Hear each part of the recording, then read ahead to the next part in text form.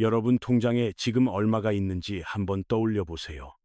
그 숫자가 반으로 줄어드는데 걸리는 시간은요. 여러분이 생각하는 것보다 훨씬 짧을 수 있어요. 이 영상 끝까지 보고 나서도 같은 생각이실까요? 지금 세계 경제 지표들은 겉보기에 정상이에요.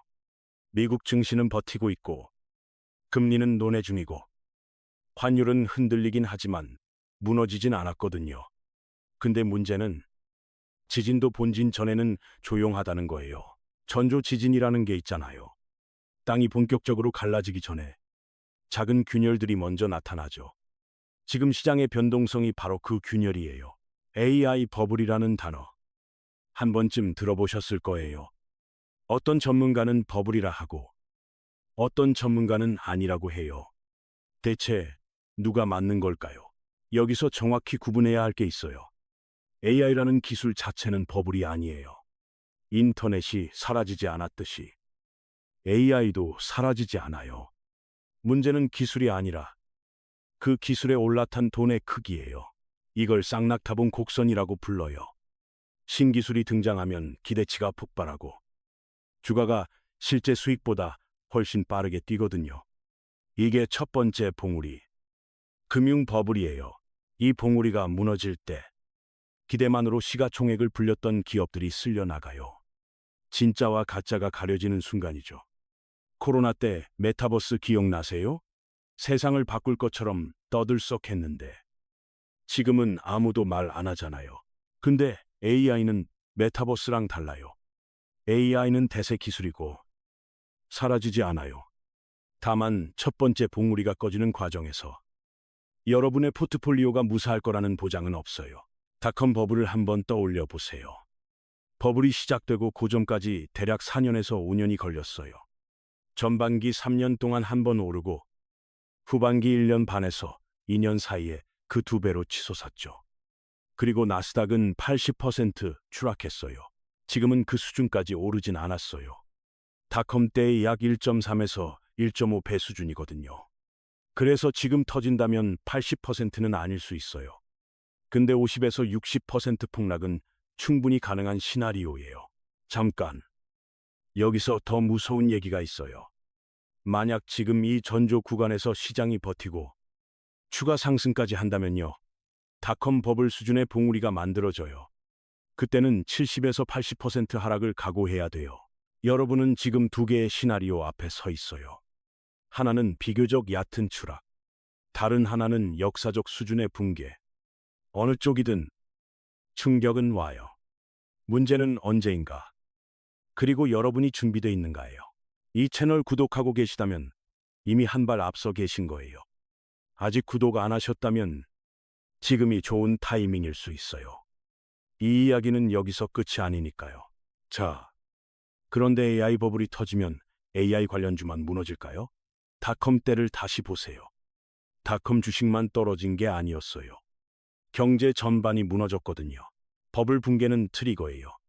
주가가 빠지면 심리가 위축되고, 심리가 위축되면 소비가 줄고, 소비가 줄면 기업 실적이 무너져요. 그리고 그 충격은 미국에서 멈추지 않아요. 세계는 연결돼 있어요. 미국 시장이 흔들리면 한국도 피할 수 없어요. 반도체에 의존하는 한국 경제는 특히 더 그렇죠. 피할 수 있는 나라도 없고, 피할 수 있는 종목도 없어요. 그러면 우리는 어떤 자산을 들고 있어야 할까요? 금, 암호화폐, 부동산? 답은 의외로 단순해요. 근데 그 단순한 답이 왜 맞는지 이해하려면 먼저 위기의 구조를 알아야 돼요. 위기가 오면 두 가지 압력이 동시에 밀려와요. 첫째, 여러분의 부채가 공격해요. 이자, 만기, 롤오버, 전부 현금을 요구하죠. 둘째, 여러분이 가진 자산은 폭락 중이라 팔 수도 없어요. 유일하게 이 두 압력을 동시에 막아내는 게 현금이에요. 그리고 현금은 방어만을 위한 게 아니에요. 폭락장에서 좋은 자산이 헐값에 나올 때 그걸 잡을 수 있는 유일한 무기이기도 하거든요. 근데 대부분의 사람들은 이렇게 생각해요. 나는 타이밍을 맞출 수 있어. 조금만 더 끌어보자. 바로 이 심리가 가장 위험해요. 본격적인 폭락이 내일일 수도 있고 6개월 뒤일 수도 있어요. 아무도 맞출 수 없어요. 하지만 준비는 할 수 있죠. 수익 내신 분들은 이미 꽤 내셨어요. 지금은 그 자산들을 조금씩 현금화해서 위기에 대비할 시기예요. 이건 공포가 아니라 전략이에요. 자, 여기서 시선을 좀 넓혀 볼게요. 지금까지는 버블과 폭락의 구조를 봤잖아요. 이제부터는 그 버블 위에 올라탄 더 큰 게임을 봐야 돼요. 바로 트럼프예요. 트럼프 위기가 시작된 지 약 1년이 지났어요. 체감으로는 몇 년 지난 것 같죠. 그만큼 일이 많았어요. 노출도 많았고, 변동성도 컸고요. 1기 때 무역 전쟁이 기본이었다면, 2기 때는 그 위에 화폐 전쟁이 올라탔어요. 이민 정책은 더 강경해졌고, 기존 상식을 벗어난 수준의 발언과 행동이 이어졌죠. 강도가 확실히 높아졌어요. 근데 여기서 하나 주목해야 할 타이밍이 있어요. 중간 선거예요. 트럼프가 정책을 자유롭게 펼칠 수 있는 시간은 사실상 중간 선거 전까지 대략 1년이에요. 이미 공화당의 오래된 텃밭이라 할 수 있는 텍사스에서조차 압도적인 차이로 패배했어요. 미국 국민들도 달라졌거든요. 받을 건 받되 표는 따로 찍을 가능성이 높아요. 중간 선거에서 참패할 가능성이 높다는 뜻이에요. 그 이후로는 트럼프의 정치적 동력이 상당히 약화될 수 있어요. 근데 진짜 문제는 그 다음에 와요. 지금 시장에는 트럼프 기대 효과라는 게 있어요. 정책은 불확실하고 일부는 자기 지지자들한테조차 비난을 받지만 어쨌든 시장은 트럼프가 주가를 받쳐줄 거라고 믿고 있거든요. 금리도 내리게 압력 넣을 거라고요. 이 기대감이 지금 시장을 지탱하는 보이지 않는 기둥이에요. 근데 중간 선거가 끝나면 이 기둥이 와르르 무너지지 않을까요? 트럼프 기대 효과가 사라지는 순간 AI 버블 문제, 과잉 유동성 문제, 그리고 여러 가지 구조적 균열들이 한꺼번에 수면 위로 올라와요. 전 세계에 충격을 줄 수 있는 시나리오예요. 잠깐 한 사람을 떠올려 볼게요. 서울에 사는 40대 직장인 민수 씨. 미국 기술주 ETF에 투자하고 있고 최근 수익률이 꽤 괜찮았어요. 민수 씨는 이렇게 생각하죠. 조금만 더 가져가 보자. 또 한 사람이 있어요. 30대 자영업자 지윤 씨. 가게 매출이 줄고 있는데 대출 이자는 그대로예요. 환율이 1,450원을 넘나드는 걸 보면서도 체감이 잘 안 되거든요. 원래 이런 거 아닌가? 그리고 50대 퇴직을 앞둔 재호 씨. 퇴직금을 부동산이랑 주식에 분산했어요. 뉴스에서 위기라는 말이 나올 때마다 불안한데 이미 넣은 돈이 아까워서 빼지를 못해요. 민수, 지은, 재호. 이 세 사람의 공통점이 뭘까요? 위기의 신호를 보고 있으면서 행동을 미루고 있다는 거예요. 이게 가장 보편적인 인간의 반응이고 동시에 가장 위험한 반응이에요. 이제 달러 이야기를 해볼게요. 많은 분들이 물어요. 달러 패권이 끝나는 거 아닌가요? 트럼프의 과격한 정책, 미국 부채의 증가, 연준 대차대조표의 팽창, 달러에 대한 불신이 커지고 있는 건 사실이에요. 근데 여기서 반전이 있어요. 달러의 신뢰도가 과거보다 떨어진 건 맞아요. 그런데 다른 나라 화폐들은 어떤가요? 유럽 경제는 미국보다 더 안 좋아요. 일본의 부채는 GDP 대비 250%를 넘고요. 중국은 돈을 풀어도 유동성 함정에 빠져서 효과를 못 내는 상황이에요. 절대적으로 보면 달러의 신뢰도는 하락했어요. 근데 상대적으로 보면 오히려 달러가 다른 화폐들보다 훨씬 안전해요. 모든 화폐가 같이 떨어지고 있는데 달러만 무너진다고 보는 건 과도한 해석이에요. 달러 붕괴를 본격적으로 심각하게 얘기해야 할 시점은 20, 30년 후쯤이 될 거예요. 지금은 아니에요. 달러 패권의 종말이라는 헤드라인은 자극적이지만 현실과는 거리가 있어요. 그럼 환율은요? 원달러 환율이 1,450원대에 머물러 있어요.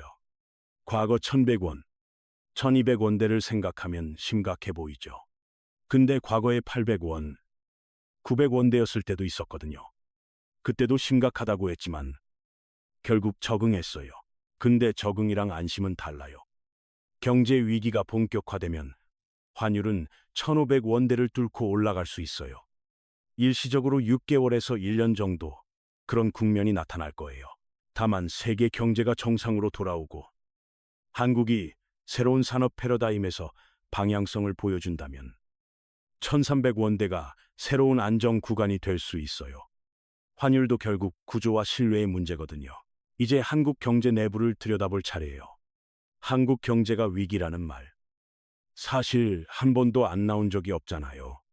근데 이번에는 결이 달라요. 한국은 기축통화국이 아니에요.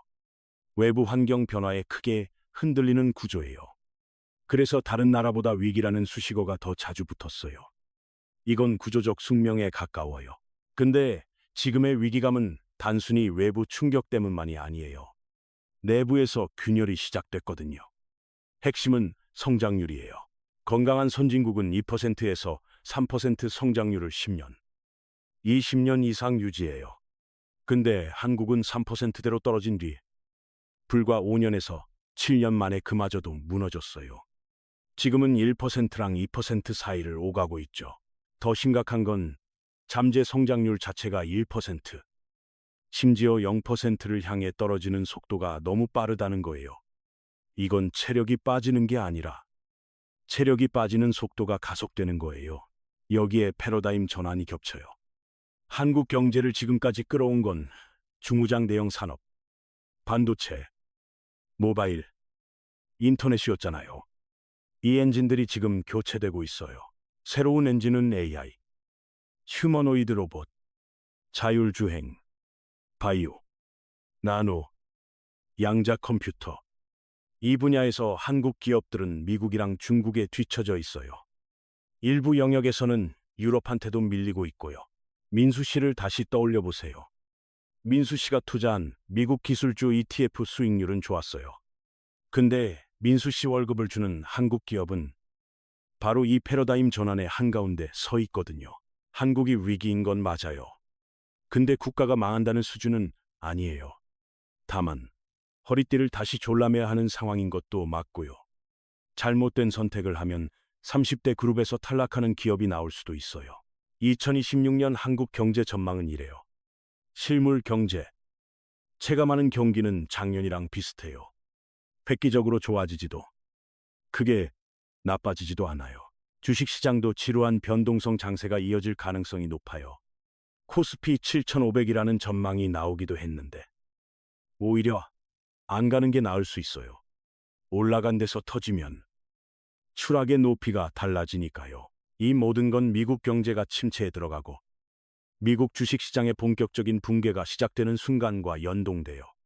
그때까지는 지루하지만 위태로운 폭풍전야 같은 장세가 계속될 거예요. 자, 여기서 다시 시선을 세계로 넓혀볼게요. 미중 패권 전쟁. 이 거대한 게임의 판세가 최근 크게 흔들렸어요. 근데 흔들린 쪽은 많은 분들이 예상하지 못한 쪽이에요. 중국 내부에서 심각한 권력 투쟁이 벌어지고 있어요. 시진핑 주석과 반시진핑파, 장유사를 중심으로 한 세력 간의 충돌이죠. 최근에는 장유사의 체포 혹은 숙청설까지 나오고 있고요. 시진핑이 이 권력 투쟁에서 승리할 가능성이 더 높아요. 근데 승리하든 안 하든 중국의 군사력은 최소 5년에서 10년 뒤로 후퇴해요. 이건 반전이에요. 왜 그런지 설명할게요. 시진핑이 승리하면 반시진핑 계열의 핵심 군부 엘리트들을 대규모로 숙청해야 돼요. 이미 중앙군사위원회 7명 중 5명이 숙청됐어요. 70%가 넘는 규모예요. 전쟁에서 군대의 힘은 규모에 있지 않아요. 장수의 역량, 지휘, 경험, 군 내부의 신뢰에 있거든요. 우리 역사에서도 규모가 10배인 적을 이긴 전쟁이 있었잖아요. 핵심은 누가 이끄느냐였어요. 스탈린을 떠올려 보세요. 스탈린은 자기한테 반기를 든 장교들의 약 3분의 1을 숙청했어요. 그 직후 2차 세계대전에서 독일한테 모스크바까지 밀렸거든요. 그 전력 회복하는 데 약 5년이 걸렸어요. 마오쩌둥의 문화혁명 때도 비슷한 일이 있었어요. 군 간부의 약 60%가 숙청됐고 그 군사력 회복하는 데 약 10년이 걸렸어요. 역사는 같은 패턴을 반복하거든요. 그래서 결론은 이거예요. 시진핑이 권력 투쟁에서 승리하더라도 중국 군부의 핵심 역량을 회복하는데 최소 5년에서 10년이 필요해요. 이건 미중 패권 전쟁에서 중국이 오히려 뒤로 밀렸다는 뜻이에요. 미중 패권 전쟁의 승자는 미국 쪽의 가능성이 훨씬 높아진 상황이에요. 이건 2008년부터 거의 20년 가까이 유지해온 시나리오인데 최근 중국 내부의 혼란이 그 가능성을 더 높였어요. 근데 여기서 끝이 아니에요. 한쪽이 완전히 망할 때까지 가지는 않을 거예요. 어느 순간 합의와 타협을 통해 이 전쟁이 마무리될 가능성도 충분하거든요. 문제는 그 순간이 올 때까지 한국은 그 사이에 끼어 있다는 거예요. 제오 씨를 다시 떠올려 보세요. 제오 씨가 퇴직금을 넣은 한국 기업들. 그 기업들은 미국이랑 중국 사이에서 줄타기를 하고 있어요. 트럼프의 관세 압력, 중국의 내부 불안정, 일본의 반격, 삼면에서 압력이 오고 있어요. 일본 이야기를 잠깐 할게요. 30년간 긴 잠을 잤던 일본이 깨어나고 있어요. 인공지능, 휴머노이드, 반도체 분야에서 미국이랑 협력하면서 반격의 기지개를 펴고 있거든요. 한국이 지금 해야 할 일은 명확해요. 미국과의 관계에서 지혜로운 대처, 중국 내부 불안에 대한 전략적 대비, 일본과의 경쟁에서 앞지르기, 그리고 한 가지 더, 새로운 시장의 발굴이에요. 여기서 의외의 이야기가 나와요. 20년 후, 2045년. 지금은 가난하고 미미하지만 그때가 되면 한국한테 꽤 괜찮은 시장이 될 수 있는 나라들이 있어요. 나이지리아를 보세요. 2045년이면 인구가 약 3억 6천만 명에 이르거든요. 그중 20%만 중산층이 돼도 한국 전체 인구보다 많은 소비 시장이 열려요. 케냐 같은 나라는 디지털 금융에서 한국보다 앞서 있는 부분도 있어요. 일반 화폐에서 신용카드, 디지털 화폐로 단계를 밟은 한국이랑 달리 케냐는 그 단계를 생략하고 최신 금융 시스템으로 바로 뛰어들었거든요. 사우디아라비아를 비롯한 중동 부국들도 주목해야 돼요. 석유가 메인 에너지가 되지 않는 미래를 준비하면서 새로운 산업 모델을 만들고 있어요. 그 과정에서 한국 기업들한테 기회가 열릴 수 있거든요. 베트남을 포함한 동남아시아 국가들도 있어요. 인구가 많고 산업 경쟁력이 성장 중이고 한국과의 관계도 좋죠. 10년에서 20년 후 한국의 90년대에서 2000년대 초반 수준의 경제 규모를 보일 수 있는 잠재력이 있어요. 이건 당장의 투자 팁이 아니에요. 근데 여러분이 투자한 한국 기업이 이런 시장을 보고 있는지, 준비하고 있는지를 판단하는 기준이 돼요. 그 기업이 20년 후에도 살아남을 기업인지 아닌지를 가늠하는 눈이 되는 거예요. 금에 대해서도 얘기해야 돼요. 많은 분들이 트럼프가 의도적으로 금값을 폭등시켰다고 하는데요. 이건 너무 무리한 해석이에요. 금값 폭등의 실제 원인은 복합적이에요. 첫째, 중국의 전략적 금 매입, 기축 통화, 지위를 노리면서 안전자산을 꾸준히 확보해 온 결과예요. 둘째, 달러에 대한 불신과 안전, 자산 선호 심리. 셋째, 금값이 오르니까 놓치지 않으려는 투자 심리가 겹친 거예요. 금은 여전히 안전자산이에요. 화폐 가치가 하락하는 한, 금의 평균 가격은 계속 올라갈 거예요. 근데 지금은 그 평균적인 상승 추세보다 훨씬 위에 있어요. 폭등 이후에는 다시 기존 추세에 수렴할 가능성이 높고요. 비트코인은 어떨까요? 금을 대체할 수 있을까요? 결론부터 말하면 구조적으로 어려워요. 흥미로운 데이터가 있어요. 금이 50년에 걸쳐 보여준 차트의 움직임을 비트코인은 5년에서 10년 안에 압축해서 보여줘요.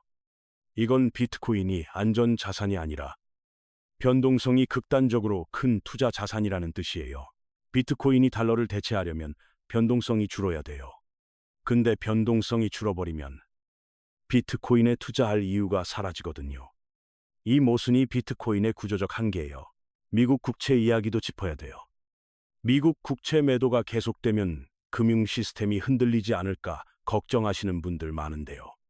이것도 과도한 우려일 수 있어요. 중국이 미국 국채를 팔고 있는 건 사실이에요. 근데 한편으로는 다른 나라를 우회해서 다시 미국 국채를 모으고 있기도 해요. 실질적으로 달러를 붕괴시킬 만큼의 매도 규모는 아니에요. 설령 대규모 매도가 이어지더라도 미국 연준, 미국 금융기관, 그리고 동맹국들이 그걸 흡수할 여력은 충분해요. 미국 국채의 위기감은 실체보다 심리적 요인이 더 커요. 오히려 이렇게 보셔야 돼요. 미국의 부채가 GDP 대비 120% 수준인 건 맞아요. 근데 부채가 위험한 이유는 규모 때문이 아니라 그 규모에서 발생하는 이자 비용 때문이에요. 일본을 보세요. 부채가 GDP 대비 250%가 넘어요. 근데 30년간 버텼거든요. 비결은 단순해요. 제로 금리였기 때문이에요. 아무리 빚이 많아도 이자가 제로면 압박도 제로예요. 미국의 금리가 지금처럼 높은 상태로 계속 갈 수는 없어요. 금리는 결국 내려와야 하고, 내려오면 이자 부담이 줄어들고, 부채에 대한 위기감도 같이 줄어들어요. 그리고 금리가 내려가면 지금 높은 금리에 미국 국채를 산 사람들은 어떻게 될까요? 이득을 보게 되는 거예요. 그런 측면에서 지금의 미국 국채 금리는 상당히 매력적인 구간이에요. 자, 이제 모든 조각을 맞춰 볼게요. 지금까지 우리가 본 것들을 한번 정리해 보겠습니다. AI 버블은 기술의 버블이 아니라 투자의 버블이에요. 전조지진은 이미 시작됐고 본진의 시점은 아무도 몰라요. 터질 경우 나스닥 기준 50에서 80% 하락이 가능한 시나리오예요. 트럼프 기대 효과가 시장을 지탱하고 있지만 중간 선거 이후 그 기둥이 무너질 수 있어요. 달러 패권은 당장 끝나지 않지만 모든 화폐의 가치가 동시에 흔들리고 있어요. 한국 경제는 성장률 하락, 패러다임 전환, 그리고 미중 사이의 지정학적 압력이라는 삼중 도전 앞에 있어요. 금이랑 비트코인은 각각의 구조적 한계를 가지고 있고 미국 국채는 생각보다 안전해요. 이 모든 걸 관통하는 단 하나의 원칙이 있어요. 위기 앞에서 가장 강한 무기는 현금이고 가장 위험한 적은 나는 타이밍을 맞출 수 있다는 착각이에요. 민수 씨를 마지막으로 떠올려 볼게요. 민수 씨가 지금 할 수 있는 일은 두 가지예요. 하나는 수익을 일부 현금화해서 방어 자금을 마련하는 것. 다른 하나는 자기가 투자한 기업이 20년 후에도 경쟁력을 가질 수 있는지 냉정하게 평가하는 거예요. 지은 씨는 부채 구조를 점검해야 돼요. 환율이 1,500원을 넘는 구간이 오면 이자 부담은 지금이랑 다른 차원이 되거든요. 지금의 원래 이런 거 아닌가라는 감각이 가장 위험한 적응이에요. 재호 씨한테는 가장 어려운 조언이 필요해요. 이미 넣은 돈이 아깝더라도 전체 포트폴리오를 위기 시나리오에 맞춰 재점검해야 돼요. 매몰 비용의 함정에 빠지지 마세요. 여러분이 관찰해야 할 신호들을 정리할게요. 미국 기술주의 급격한 변동성 확대, 트럼프 기대 효과의 균열 징후, 원달러 환율의 1,500원 돌파 여부, 중국 내부 정세의 급변. 이 네 가지를 주시하세요. 이것들 중 어느 것도 확정적 예측은 아니에요. 시장을 정확히 맞추는 사람은 없어요. 근데 신호를 읽는 사람이랑 읽지 못하는 사람의 차이는 위기가 지나간 뒤에 명확해져요. 여러분한테 지금 필요한 건 공포가 아니에요. 부정도 아니에요. 필요한 건 조용한 준비예요. 정보가 폭발하는 시대잖아요. 전문가들은 너무 많고 의견은 너무 다양하고 거기에 루머랑 음모론이 섞여 있어요. 이런 시대일수록 균형 잡힌 시각이 중요해요. 세상은 무너지지 않아요. 근데 준비한 사람이랑 준비 안 한 사람 사이에 격차는 벌어질 거예요. 위기는 항상 그 차이를 벌리는 방식으로 작동하거든요. 이 영상 시작할 때 떠올렸던 통장 잔고 기억나세요? 그 숫자를 지키는 건 예측이 아니라 대비예요. 폭풍이 올지 안 올지는 아무도 몰라요. 근데요, 우산을 챙기는 데는 비가 올 때까지 기다릴 필요 없잖아요.